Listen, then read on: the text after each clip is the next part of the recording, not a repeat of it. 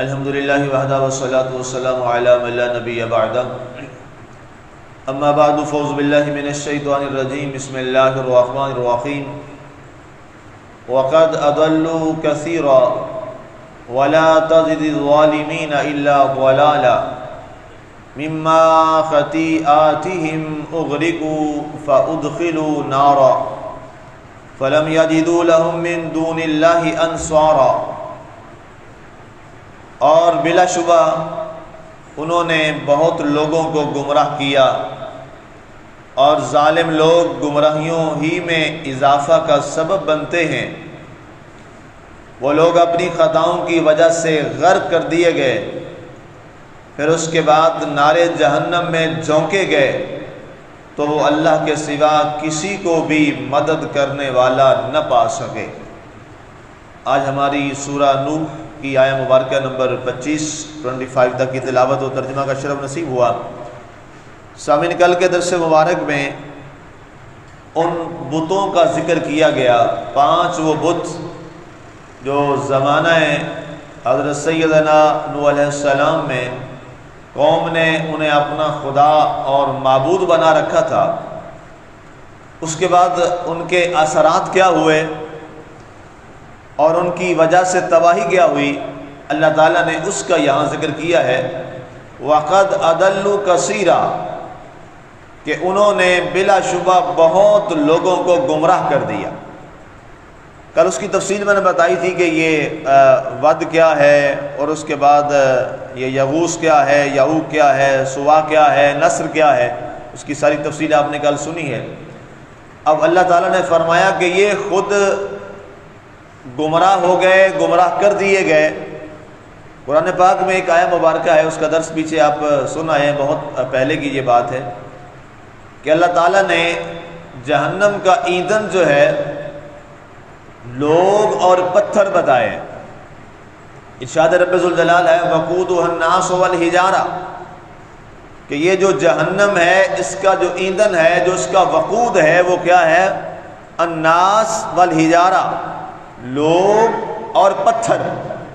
اب سوال کیا گیا بارگاہ مصطفیٰ صلی اللہ علیہ وآلہ وسلم میں، یا سیدی رسول اللہ صلی اللہ علیہ وآلہ وسلم، لوگ تو جہنم کا ایندھن سمجھ آتی ہے کہ انہیں جہنم میں ڈالا جائے گا، مجرم لوگ ہوں گے، کافر ہوں گے، مشرک ہوں گے، منافق ہوں گے، انہیں جہنم میں ڈالا جائے گا، وہ تو ایندھن بن گیا جہنم کا۔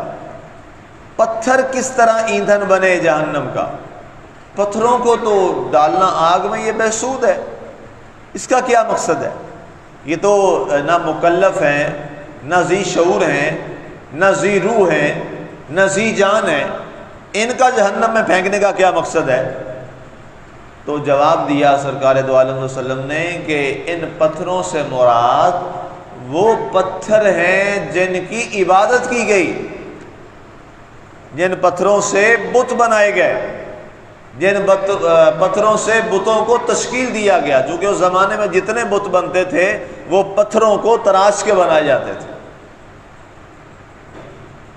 اب یہاں پہ ایک بڑا اہم سوال ہے کہ جہنم میں اور جنت میں ڈالنے کا جو فیصلہ ہے یہ تو ہوگا قیامت قائم ہونے کے بعد، سمجھ رہے ہیں؟ جنت میں کس کو بھیجا جانا ہے، جہنم میں کس کو بھیجا جانا ہے، یہ فیصلہ کب ہوگا؟ جب قیامت قائم ہوگی۔ قیامت قائم ہونے کے بعد وہ یوم حشر سجایا جائے گا، لگے گا، اس کے بعد فائنل فیصلہ ہوگا، جس کو بھی جنت میں بھیجنا ہے جنت میں، جس کو جہنم میں بھیجنا ہے جہنم میں، اور وہ وہاں پر ہمیشہ رہیں گے۔ تو یہاں پر وہ تو بہت پہلے مرے، ابھی تو قیامت آئی نہیں ہے، اللہ فرما رہے انہیں فوراً آگ میں ڈال دیا گیا۔ تو اس سے مراد ہے عذاب قبر۔ اس سے مفسرین نے یہ مراد معنی لیا ہے کہ اس سے مراد ہے عذاب قبر، کہ جب کوئی شخص مرتا ہے، فوت ہوتا ہے، اگر وہ شخص نیک اور پارسا ہے تو اللہ تعالیٰ اس کی قبر کو ہی جنت کے باغوں میں سے ایک باغ بنا دیتا ہے۔ اور اگر کوئی مرنے والا شخص برا ہے، غلط کار ہے، مشرک ہے، منافق ہے، کافر ہے، بے دین ہے، گمراہ ہے، تو اللہ اس کی قبر کو ہی جہنم کے گڑھوں میں سے ایک گڑھا بنا دیتا ہے، اور اس کے لیے جہنم سے ایک دروازہ کھول دیا جاتا ہے اس کی قبر کے اندر۔ اور عذاب قبر پر کیا کیا وعیدیں اور کیا کیا عذاب سنائے گئے ہیں وہ میں یہاں روایتیں پڑھ نہیں سکتا اور آپ سن نہیں سکتے کہ قبر کا عذاب کتنا سخت ہے، کتنا سخت عذاب ہے قبر کا۔ اس کا جو سب سے چھوٹا عذاب ہے حضور نے وہ بیان فرمایا قبر کا۔ سرکار نے فرمایا، آپ نے حدیث کے الفاظ فرمایا اور اس کے بعد اس کی وضاحت کی، فرمایا فَلْيَضْحَكُوا قَلِيلًا وَلْيَبْكُوا كَثِيرًا، قرآن کے الفاظ بھی آپ یہ اکثر پڑھا کر تلاوت فرماتے تھے، فرمایا کرتے تھے اے لوگوں تھوڑا ہنسا کرو زیادہ رویا کرو، فَلْيَضْحَكُوا قَلِيلًا وَلْيَبْكُوا كَثِيرًا، تھوڑا ہنسا کرو زیادہ رویا کرو، اس لیے کہ جب تم ہنستے ہو تو تمہیں لذتیں توڑنے والی موت بھولی ہوئی ہوتی ہے، تمہیں عذاب قبر یاد نہیں ہوتا۔ فرمایا میں دیکھتا ہوں کئی لوگ اس زمین پر اکڑ اکڑ کے چل رہے ہیں، حالانکہ ان کا ٹھکانہ قبر کے اندر عذاب نار میں۔ اور فرمایا لا تمشی فی الارض مرحا، زمین پر اکڑ کر مت چلو کیونکہ اسی زمین کے اندر تم نے جانا ہے۔ اور اس کے بعد دیر تک حضور صلی اللہ علیہ وسلم پر ایک کیفیت طاری ہو جاتی تھی عذاب قبر کا ذکر کرتے ہو، اور حضور بار بار فرماتے تھے اوے لذتیں توڑنے والی موت کو اور قبر کو یاد کرو، قبر تمہیں دن میں 70 بار یاد کرتی ہے، تم اس کو بھی یاد کرو، اس کو بھی یاد رکھو۔ قبر کو یاد رکھنے کا کیا مطلب ہے؟ یہ نہیں کہنا کہ قبر موت ہے، قبر سے مراد یہ ہے کہ جب تم وہ برائی کرنے لگو پہلے قبر کو یاد کر لو کہ میں نے قبر میں بھی جانا ہے، میں نے اس کا جواب بھی دینا ہے، یہ مراد ہے قبر میں قبر کو یاد کرنے سے۔ فرمایا کم سے کم عذاب یہ ہے کہ جب اس کو شخص کو قبر میں ڈالا جائے گا تو لوگ جب وہاں سے واپس آ جائیں گے تو فرمایا اس کے بعد نکیرین والا معاملہ جب مکمل ہو جائے گا تو 70 گز قبر اس طرف کھلتی ہے، 70 گز قبر اس طرف کھلے گی، 70 گز، اور اس کے بعد زور کے ساتھ وہ ایسے آپس میں ملتی ہے زمین کہ اس کی ہڈیوں کے اندر ہڈیاں ملا کر اس کو ایک ایک پور کو توڑ کر اس کو عذاب دیا جاتا ہے۔ اور فرمایا یہ سلسلہ غیر متناہی عرصے تک جاری رہتا ہے۔ یہ میں نے سب سے کم کا ذکر کیا ہے کہ سب سے کم ہے،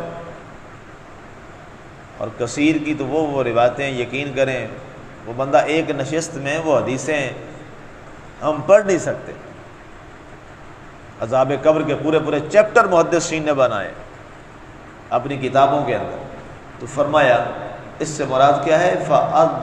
فَأُدْخِلُوا نَارًا، انہیں قبر کے عذاب میں داخل کر دیا جائے گا۔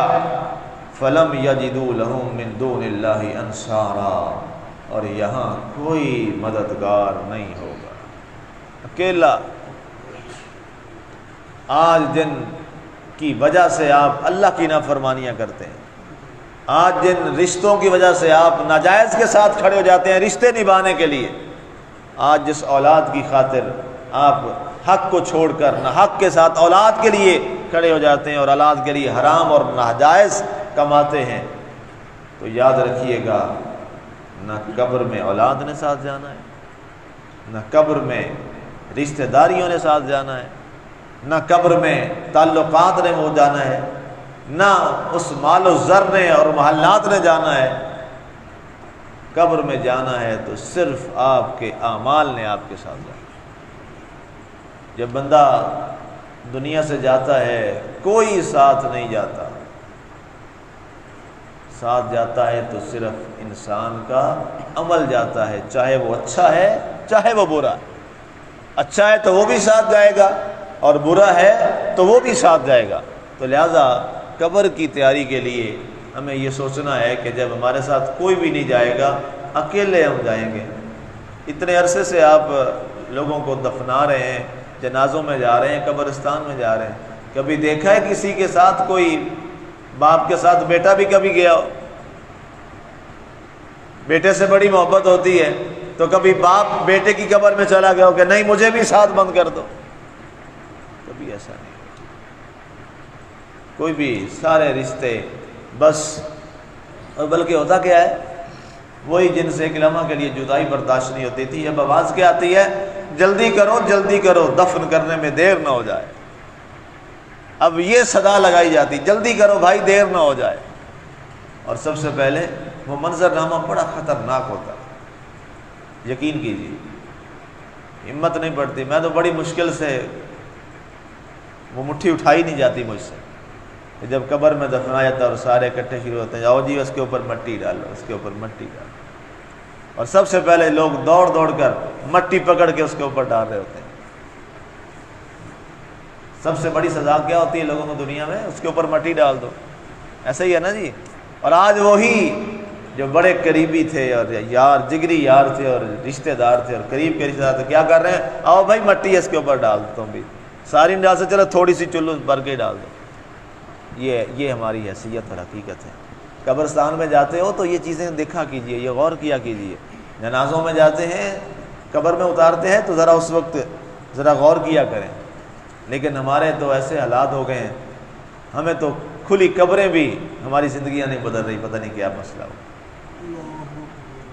روزانہ جنازے پڑھتے ہیں پھر بھی ہماری زندگیوں میں تبدیلی مثبت نہیں آ رہی، پتہ نہیں کیا وجہ ہے. اللہ ہمیں ان واقعات کو دیکھ کر اس سے سبق اندوز ہونے کی توفیق عطا فرمائے، اور ہمیں جب کسی کی قبر کو دیکھیں تو اللہ ہمیں اپنی قبر یاد کرنے کی توفیق دے. جب کسی کا جنازہ پڑھیں تو اللہ ہمیں اپنا جنازہ یاد کرنے کی توفیق دے. اور اللہ ہمارے اعمال اور احوال کی اصلاح فرمائے. آمین. وما علینا الا البلاغ المبین.